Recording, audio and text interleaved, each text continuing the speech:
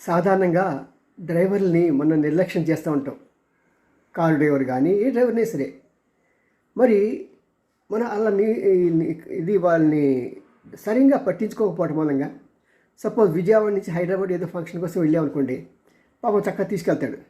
తీసుకెళ్ళిన తర్వాత అతనికి పడుకోవడానికి సరిపోయి ఉండదు, తిండి కూడా బయట ఎక్కడ తిందామంటారు కొంతమంది మా ఫంక్షన్లో తినంటారు. అతను పడుకోవడానికి అసలు అవకాశం ఇవ్వరు, రెస్ట్ తీసుకోవడానికి. ఎందుకంటే ఆ ఫంక్షన్కి వెళ్ళారు కాబట్టి ఫంక్షన్లో ఎవరో ఒకరు ఈ కారు ఉపయోగిస్తూనే ఉంటారు. మరి అలాగే 2 రోజుల క్రితం ఒక ఇద్దరు డిఎస్పీలు వెళ్తూ ఉండగా కారు యాక్సిడెంట్ అయింది, చనిపోయారు. డ్రైవర్కి కూడా బాగా దెబ్బలు తగిలాయి.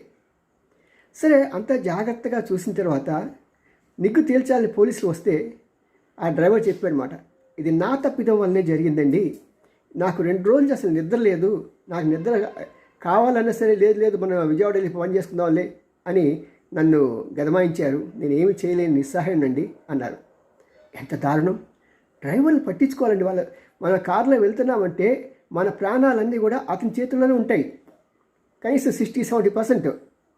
మరి అలాంటి డ్రైవర్ని మాకు మానవుడిగా చాలామంది అతన్ని కేర్ చేయరు.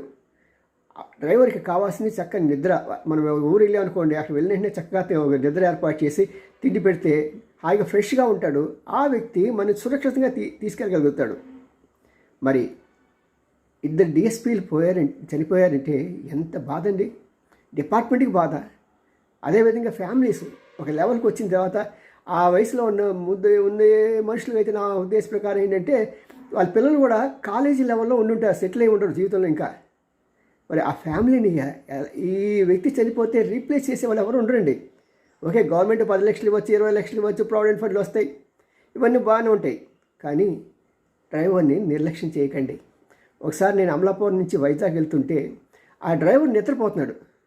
నేను వెనక సీట్లో కూర్చొని ఇతను గమనిస్తూ వెళ్ళి పక్కన కూర్చొని, ఏంటన్నా నిద్రపోతున్నానంటే, ఏం చెప్పను సార్, నేను ఇప్పుడే బండి దిగాను, మళ్ళీ వెంటనే ఇంకో బండి ఎక్కి నన్ను వైజాగ్ వెళ్ళమని చెప్పి అన్నారు, వర్కర్స్ లేరని. పండగంట కదా, పండగకి నన్ను బలిపశువు చేస్తున్నారు అని వాటితో కబుర్లు చెప్తూ మధ్యలో టీ స్టాల్ వస్తే టీ స్టాల్లో టీలు ఇప్పిస్తూ వాడి అంటే బోర్ కొట్టకుండా వాడు నిద్రపోకుండా నా ప్రాణం నాతో పాటు బస్సులో ఉన్న వారందరి ప్రాణాలు కాపాడటానికి ప్రయత్నం చేశాం. మరి మీరు కూడా జాగ్రత్తగా ఉండండి. మీ డ్రైవర్ కునుకులు పడుతున్నాడా లేదా అనేది కనీసం ఎవరైనా ఒకరు అబ్జర్వ్ చేసి అతను కొద్దిగా ఎంటర్టైన్ చేస్తే, అతను మాటల్లో పెట్టి కొద్దిగా మాటలు కబుర్లు చెప్తూ ఉంటే, నీ ఫ్యామిలీ ఏంటి ఇవన్నీ చెప్తూ ఉంటే అతను కూడా యాక్టివ్గా ఉంటాడు. ఎక్కడైనా చక్కని టీ స్టాల్ వస్తే ఆ టీ స్టాల్కి దగ్గర ఒక టీ ఇప్పించి కబుర్లు చెప్పి అనుకోండి, మన ప్రాణాలు సురక్షితంగా ఉంటాయి.